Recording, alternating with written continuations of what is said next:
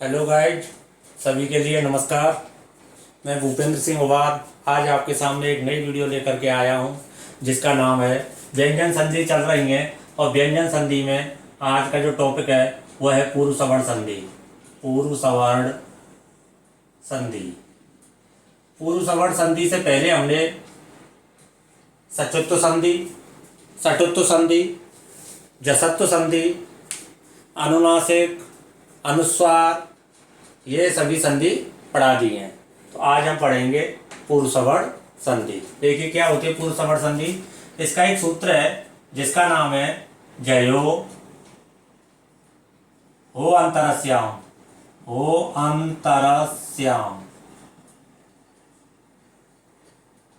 जयो हो अंतरस्याम। तो ये सूत्र क्या कहता है? जयो हो अंतरस्याम यह सूत्र कहता है कि जय वर्ण के बाद या जय जो प्रत्याहार है, जय प्रत्याहार में आने वाले जो वर्ण हैं, जय वर्ण, जय वर्ण के बाद क्या आए?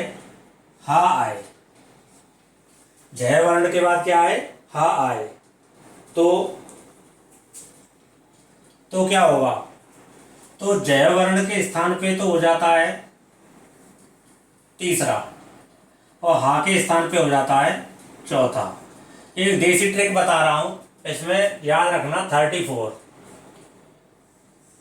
34 का मतलब क्या है? 34 का मतलब क्या है? 34 का मतलब यह है कि जब हम पूर्व सवर्ण संधि के उदाहरण पढ़ेंगे तो पूर्व सवर्ण संधि के उदाहरणों में जब एक शब्द आएगा जिसके हम संधि विच्छेद करेंगे तो उस एक शब्द में तीसरा वर्ण और उसी के बगल में चौथा वर्ण वहीं पे दिखाई दे रहा होगा, उसी वर्ग का।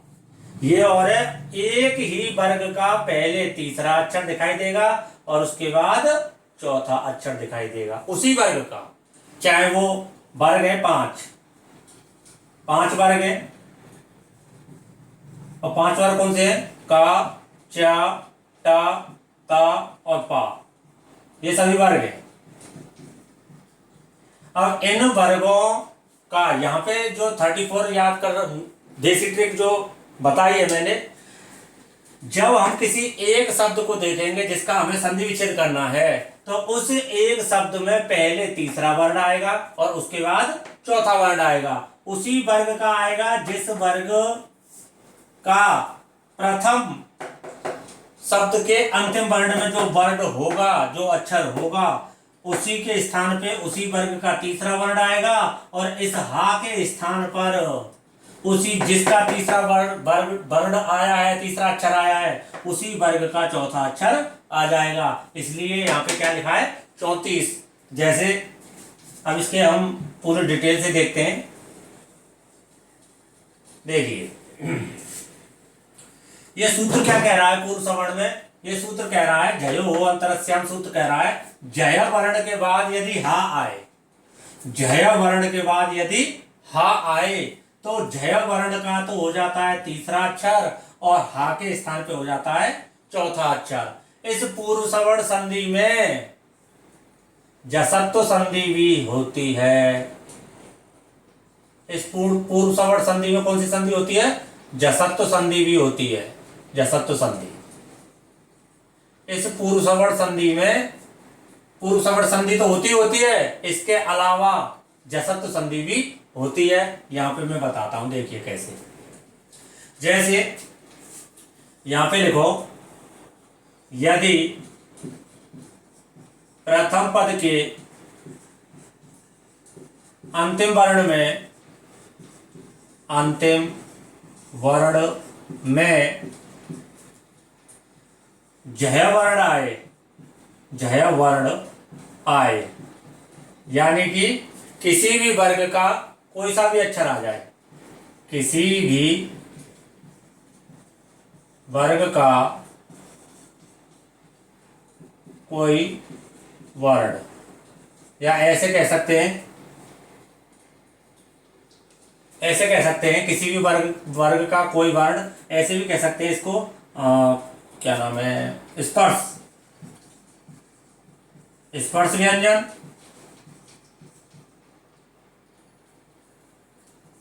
स्पर्श व्यंजन या अंतस्थ।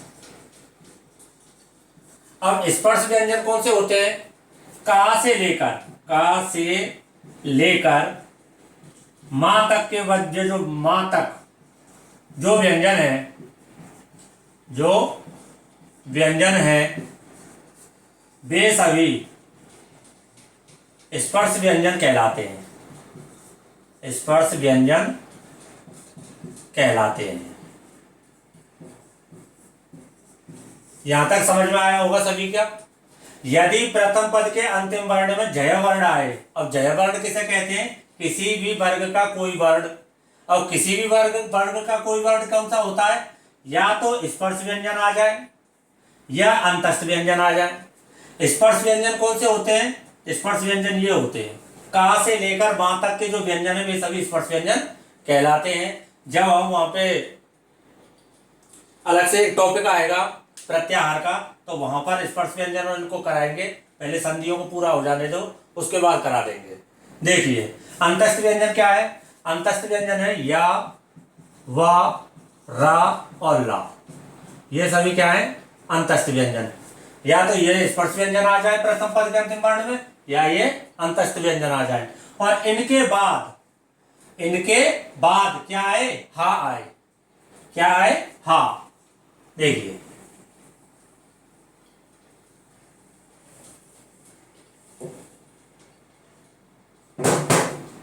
यदि प्रथम पद के अंतिम वर्ण में जय वर्ण आए, किसी भी वर्ग का कोई वर्ण, स्पर्श व्यंजन हो आए या अंतस्थ व्यंजन आए, अंतस्थ व्यंजन,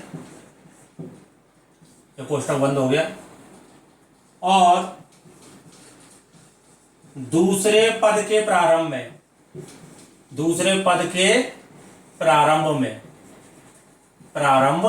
में अब बहुत से ये सोच रहे होंगे पद किसे कहते हैं? पद कहते हैं शब्द को।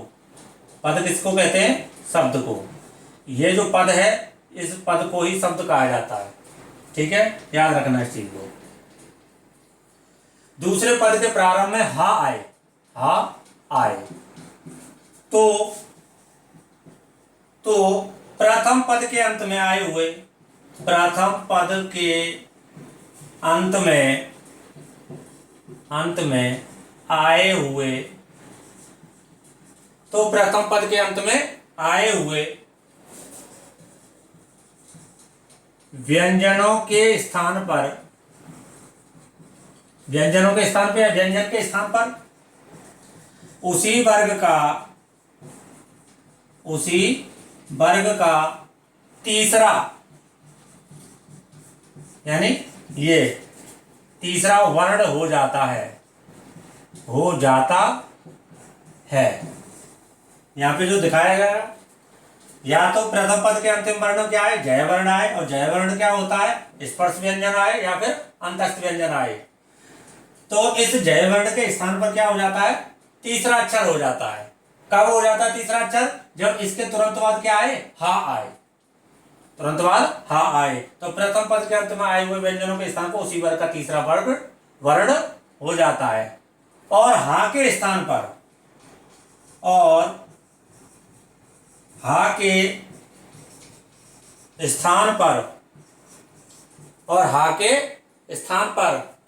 क्या होता है?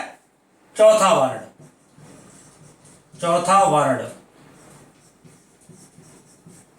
वर्ण हो जाता है। अब ये चौथा जो वर्ण है, ये इसी वर्ग का आएगा जिस वर्ग का ये तीसरा अक्षर है। तो ये परिभाषा आपको समझ में आ गई होगी, मैं सोचता हूँ आ गई होगी। अगर नहीं आई हो, कोई भी दिक्कत आ रही हो, वीडियो समझने में कोई दिक्कत आ रही हो, तो कमेंट करना, मैं अगली वीडियो में फिर उसका निदान बता दूंगा। देखिए अब इसके उदाहरणों को देखते हैं।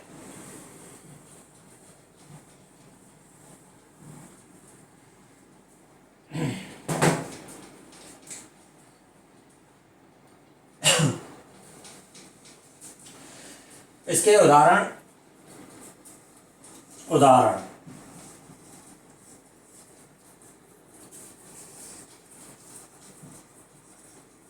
अच प्लस हीनम। अब देखिए यहाँ पे अच प्लस हीनम, ये आ जाए उदाहरण में। तो यहाँ पे प्रथम पद के अंतिम वर्ण में क्या आ रहा है, चा आ रहा है, ये जो चा है ये आ रहा है, और इसके बाद क्या है, हा है। अब कोई सा भी वर्ण, कोई सा भी शब्द का जो संधि विच्छेद करते हैं तो पूर्व सवर्ण संधि में सबसे पहले आप द्वितीय पद के प्रारंभ में होने आने वाले वर्ण को देख लेना।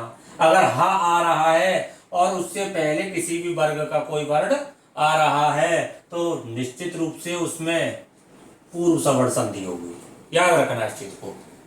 अब देखिए जब इन दोनों को जोड़ेंगे तो क्या होगा, आ की जगह आ। अब ये चा है, इस चा वर्ग का ये चौथा, चा वर्ग का जो चा वर्ण है ये पहला है। अब इसी वर्ण का कौन सा अक्षर आ जाएगा, तीसरा। और चा वर्ग का तीसरा अक्षर कौन है, चा छा जा, जा है, जा कैसा है, आधा। तो इस जा को हम इस तरह से भी लिख सकते हैं। अब यहां पर दो संधि होंगी, देखना, अच की जगह अज कर दिया, हीनम की जगह जो की त्यों उतार दीजिए, हीनम। तो एक तो शब्द ये बन गया अज, अजहीनम, और दूसरा शब्द बन गया आज। अब देखिए हा के स्थान पर क्या हो जाएगा, पूर्व सवर्ण संधि जब करेंगे हा के स्थान पर क्या हो जाएगा, चौथा वर्ण हो जाएगा। इसी वर्ग का होगा जिस वर्ग का चा वर्ग में ये तीसरा स्थान वर्ण हुआ है, तीसरा अक्षर जब आया है। इसी के तुरंत बाद जो चौथा अक्षर है जा के बाद क्या आता है, झा। इस हा के स्थान पे झा कर दो और आगे के अक्षरों को जो कहते हो लिख दो, तो रूप बन गया अजझीनम। तो इसमें तो है जसत्व, तो वर्ग का तीसरा अक्षर हो रहा है, और इसमें है पूर्व सवर्ण, पूर्व सवर्ण। ये चीज समझ में आ गई होगी, ये चीज समझ में आ रही होगी, ठीक है। आगे देखते हैं। आओ देखिए यहां पे अगर मैं ये लिख दूं बाक प्लस हरी,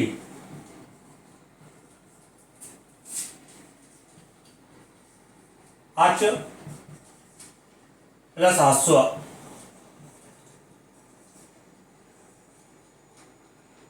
अब यहां पे देखिए यहां पे आएगा उत प्लस हार,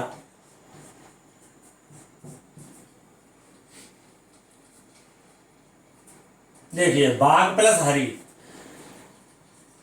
वहां का तो वहां आ गया। अब का वर्ग का ये पहला अक्षर है, का वर्ग का तीसरा अक्षर क्या हो जाएगा, का खा गा हो जाएगा। तो ये गा आधा में हम ऐसे भी लिख सकते हैं बाघ, तो एक तो बन जाएगा बाघ हरी। इस तरह से जो बना है बाघ हरी, इसमें तो है जसत्व संधि, और इससे जो दूसरा बनेगा ये बनेगा बाघ घरी। जो गा है, इस गा का जिस वर्ग का ये गा है तीसरा अक्षर है, इसी के अगला जो चौथा अक्षर है गा से आगे घा आता है, हा के स्थान पे घा लिख दिया है, री की जगह पे री लिख दिया है। इसी तरह से इसमें अब ये चा है सेम ऐसे जहां पे, तो ये हो जाएगा जा, आधा हो गया, और हस्व की जगह हस्व हो गया, हस्व कर लो, ह्रस्व कर लो, ये ह्रस्व हो गया। ऑब्लिक, अब यहाँ पे आ की जगह आ, अब यहाँ पे जा है, जा की जगह जा, अब ये जो हा है इस हा की जगह पे झा हो जाएगा, ये हो आज झस्व। ऐसे यहाँ पे अब ये ता है, ओ तो ता है, अब ता की जगह पे क्या आ जाएगा, तीसरा अक्षर आ जाएगा, तो ता के स्थान पे तीसरा अक्षर क्या होगा, ता था दा, दा आधा हो गया, और हार यहां लिख दिया। अब इसी को जब पूर्व सवर्ण करेंगे तो कैसे होगा, ओ द धा र, इस तरह से भी लिख सकते हैं इसको, और इसको इस तरह से भी लिख सकते हैं उद्धार, ठीक है। यह चीज समझ में आ रही होगी सभी के। तो मैं समझता हूं पूर्व सवर्ण संधि आपको सभी को समझ में आ गई हो गई। और देखिए इसके अलावा जो हम अब आगे की जो संधि कराने जा रहे हैं वो होगी पर सवर्ण संधि। कौन सी संधि? परसवर्ण। देखिए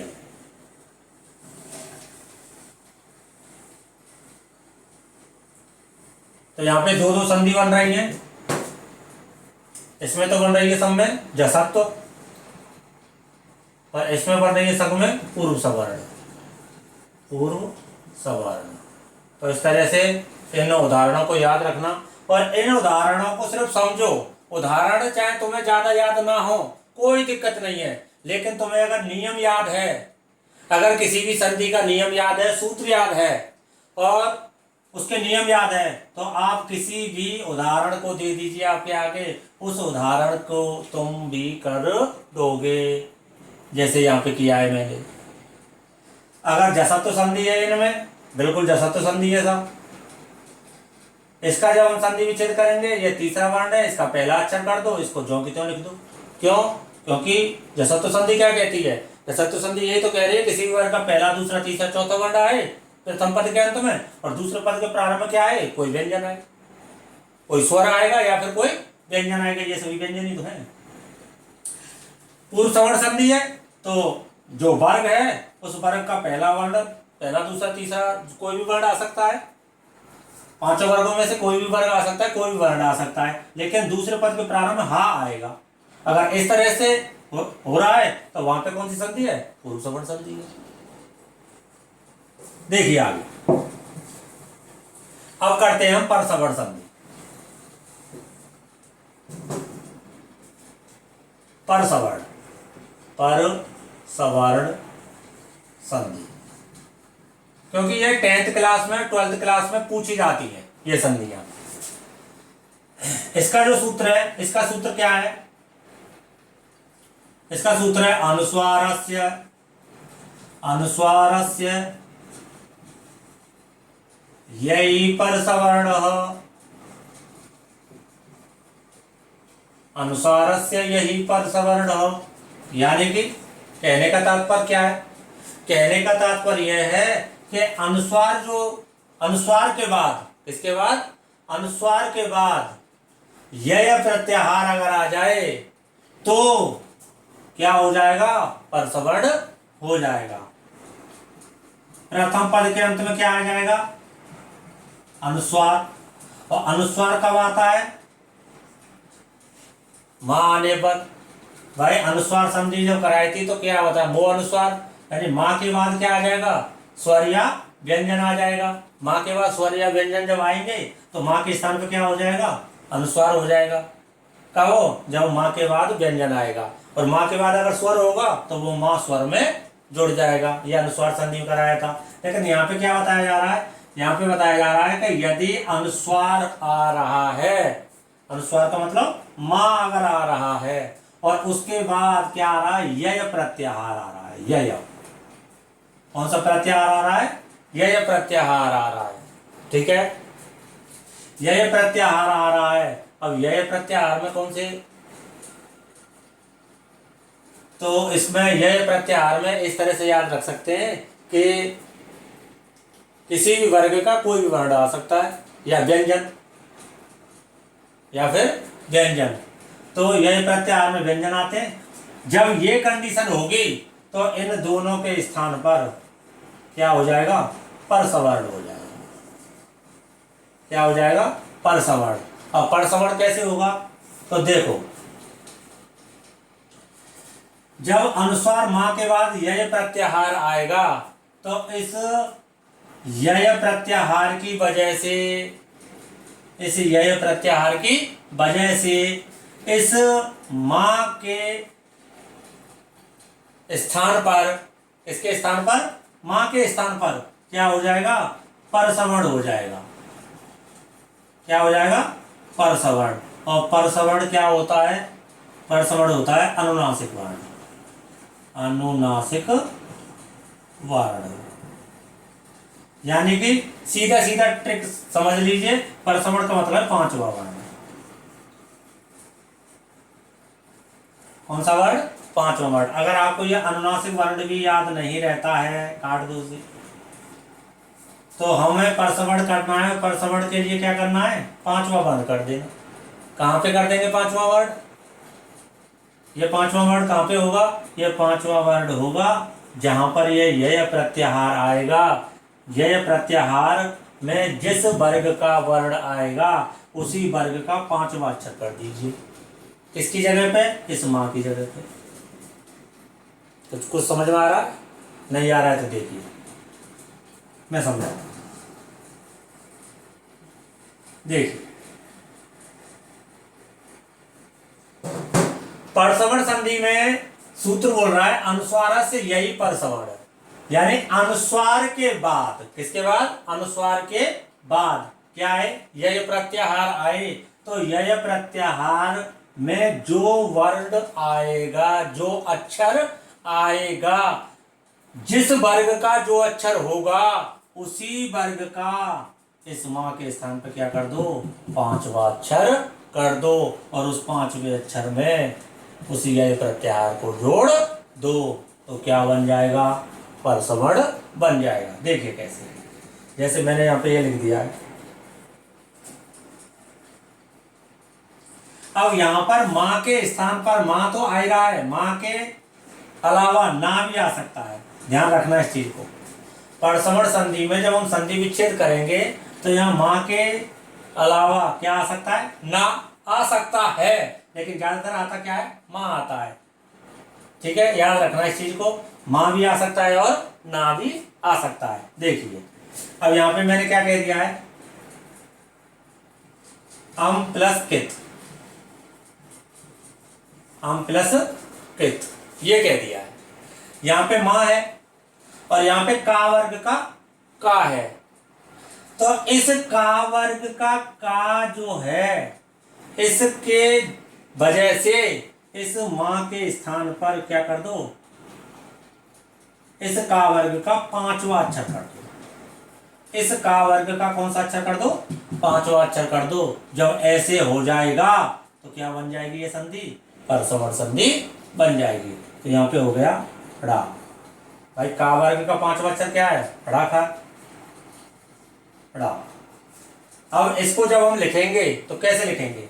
एक तो इस तरह से लिख जाएगा अंकित, जिस तरह से पूर्व सवर्ण संधि में, कौन सी संधि में? पूर्व सवर्ण संधि में एक और संधि हो रही थी। कौन सी हो रही थी? विकल्प से जसत्व। कौन सी हो रही थी? जसत्व हो रही थी। इसी प्रकार से यहां